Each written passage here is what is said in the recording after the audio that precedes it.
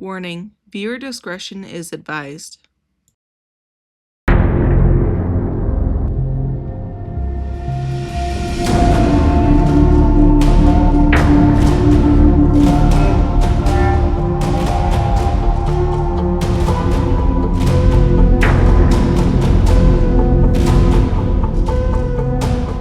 Hi friends, welcome to Meals to Unalive For, where we talk about a true crime case and make a death row meal from scratch. I'm your host Jody Breton, and if you enjoy this episode, please like and subscribe. Today we're going to be talking about Kenneth Mcduff, aka the Broomstick Killer. Kenneth was born March 21st, 1946. He was the second youngest of 6, and from everything that I read, his mother babied Kenneth a lot. Kenneth was a terror and a bully in school, and his mother made a lot of excuses for him. She was known as the pistol-packing mama, who would come in and make every excuse in the book for Kenneth. It didn't matter what Kenneth did, he was never at fault, and everyone else was always to blame. In the 8th grade, Kenneth tried to bully a kid named Tommy, who ended up beating him up. After losing the fight, he became a loner and became bitter. After this, he decided that he was entitled to everything. He really did think that he was better than everyone else. Kenneth had an affinity for motorcycles and cars and used to brag about wrecking cars and only walking away with minor injuries. He wrecked multiple vehicles, always driving recklessly.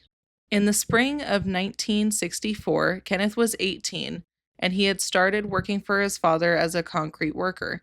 But he had also started his criminal record. He started breaking into local stores to steal.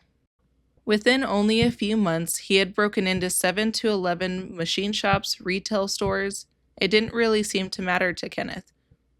April, he was caught, but not charged, and wasn't arrested until 1965. I'm not sure why he wasn't charged until then. I think it was lack of evidence, but I couldn't confirm.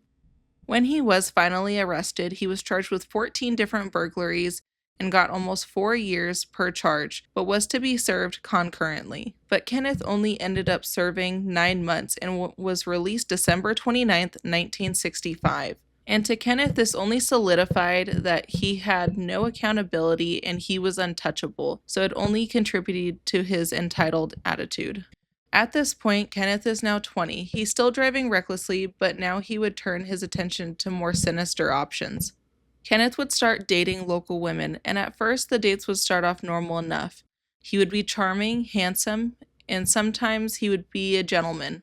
Sometimes the couple would go get dinner, maybe see a movie, but as things would wind down, things would really start to get weird. And by the end of the night, Kenneth would be a downright predator. One thing that he liked to do was pin a girl to the ground and put pain relief gel or icy hot in her vagina. He liked to hear his victims scream in pain, and he would brag about it to other men. Not only was Kenneth a sadist and a bully, but it was said that he was very good at manipulating others. It started in school, then prison, and finally in the real world. This was also very apparent when he enlisted an 18-year-old named Roy, who also worked for Kenneth's father. Roy seemed to be very impressionable and an introvert, so he immediately took to Kenneth. Kenneth liked to brag to Roy, and on one occasion had said that he had essayed and strangled several women. Kenneth was quoted saying, "Killing a woman was as easy as killing a chicken. They both squawk." Roy had said that he didn't believe in his more extreme claims at first, but that was all about to change very soon. In the summer of August 6, 1966, Roy and Kenneth went down to Everman High School in Hefferman, Texas.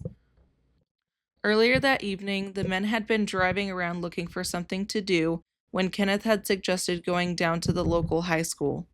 They came across 3 teenagers sitting in their 1955 Ford in the school parking lot. Sitting in the car was 16-year-old Edna Sullivan, 17-year-old Robert Brand, and 15-year-old Mark Dunham.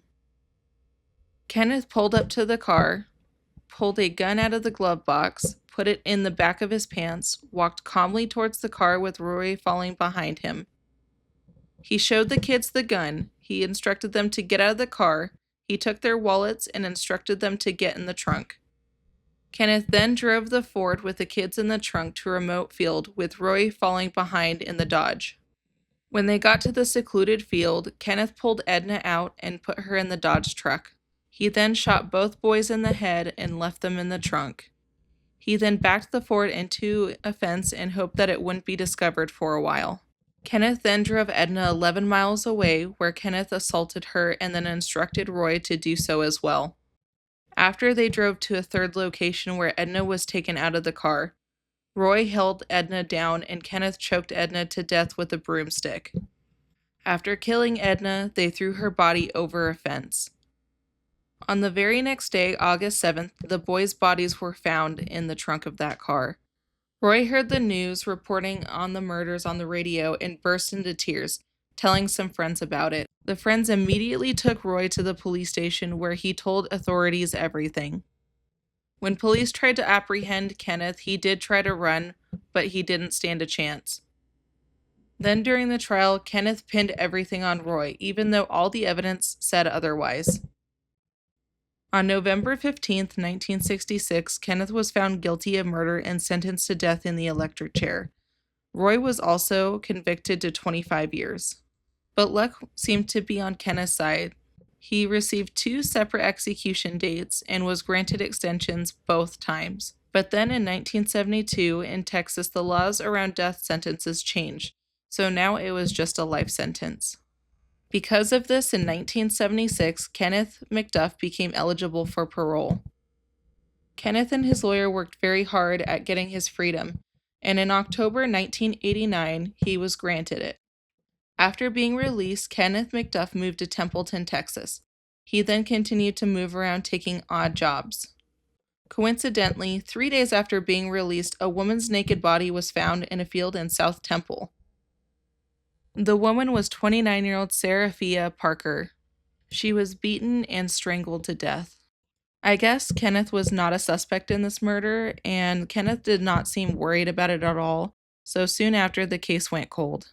A few years later in 1991, Kenneth enrolled in Texas State Technical College in Waco, Texas, and moved into a dorm. Within a few short weeks of his arrival, women started disappearing. Most were sex workers, and all were last seen with Kenneth. Police even caught Kenneth with one of these women. October 1991, Kenneth picked up 37-year-old Brenda Thompson. Brenda was a sex worker, so it was easy for Kenneth to get Brenda into the vehicle. Now, we don't know what happened to get to this point, but by midnight he had tied Brenda up, thrown her in his truck, and took off. Kenneth eventually ran into one of those DUI roadblocks. A police officer came to the car and Brenda started screaming and kicking at the windshield. Kenneth took off and unfortunately got away. Police did not get his license plate but had a brief description of his general appearance. February 1992, a woman named Valencia K. Joshua went missing and was last seen on college campus asking for directions to Kenneth's dorm. Not long after, another body turned up in a gravel pit. 22-year-old Melissa Northrup had been strangled to death. Between September 1991 and March 1992, at least 5 women had disappeared from Waco, and all had ties to Kenneth in some way. Kenneth targeted sex workers because he knew they were not the top priority. Let's be honest, police were not putting a big emphasis on finding missing prostitutes, and Kenneth knew that. In December 1991, Kenneth kidnapped 28-year-old Colleen Reed in Austin and 22-year-old Melissa Northrup in Waco. Melissa had been grabbed from a convenience store where she worked and Colleen had been washing her car. Both were last seen with Kenneth before they disappeared. However, these 2 crimes were different than Kenneth's normal MO. Neither women were sex workers and they were both abducted from public places. Maybe Kenneth was tired of doing the same old thing. Maybe he needed more of a thrill. We'll never really know. Police now suspected Kenneth as the one responsible for all of these murders, but lacked evidence, so they started keeping tabs on him. Kenneth also sold drugs, and in the spring of 1992, he sold drugs to a police informant. Since the informant couldn't arrest Kenneth on the spot, they had to try to arrest him later, but soon after they couldn't find him. On March 1st, Kenneth parked his Thunderbird in a Waco parking lot and abandoned his car. Police consulted fellow criminals associated with Kenneth to find out where he was. While in their search for Kenneth, one man, 34-year-old Alba Hank Worley, made a confession that him and Kenneth kidnapped Colleen, assaulted her, tortured her before dropping Worley off. He said Kenneth was going to use Colleen up before killing her. Now police had even more reason to find Kenneth.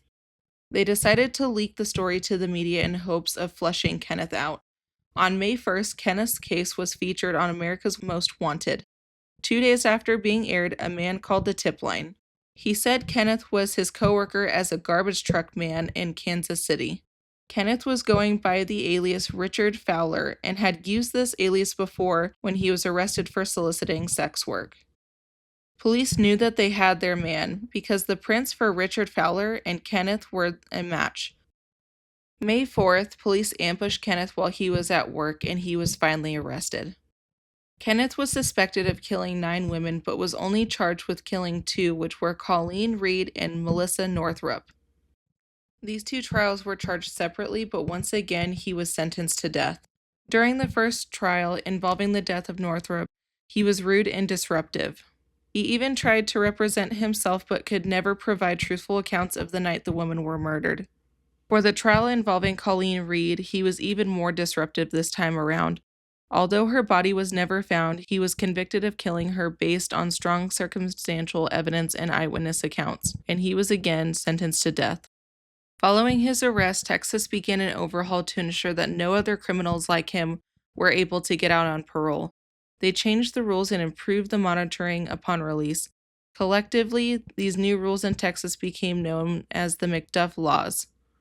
Over time, Kenneth did start releasing where he buried some of the bodies. In 1998, police found the body of Brenda Thompson and then found some of Colleen's remains. Kenneth is suspected of killing anywhere from 7 to 14 women, but we don't really know. Kenneth was scheduled to be put to death on November 17, 1998, and this time there was no getting around it. When the warden Jim Willett asked Kenneth if he had any final statements, he said, "I'm ready to be released. Release me." Kenneth died at exactly 6:26 p.m. by lethal injection. The mother of Melissa Northrup, Brenda Solomon, had quoted saying, "I want you all to know that I am very glad. He looked like the devil. He is going where he needs to go," she said.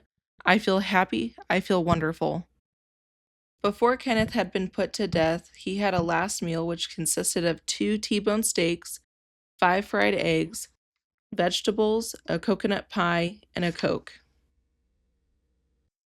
I think personally for this last meal, I would give this an 8.5 out of 10. It was pretty delicious, and I very much enjoyed the coconut pie. And that was the story of Kenneth Mcduff, aka the Broomstick Killer. If you want to catch me on the dissection, we can go ahead and talk about this case together and really get into the nitty-gritty of all of it. Otherwise, I will see you guys on the next one. Please like and subscribe if you had fun on this episode. Bye!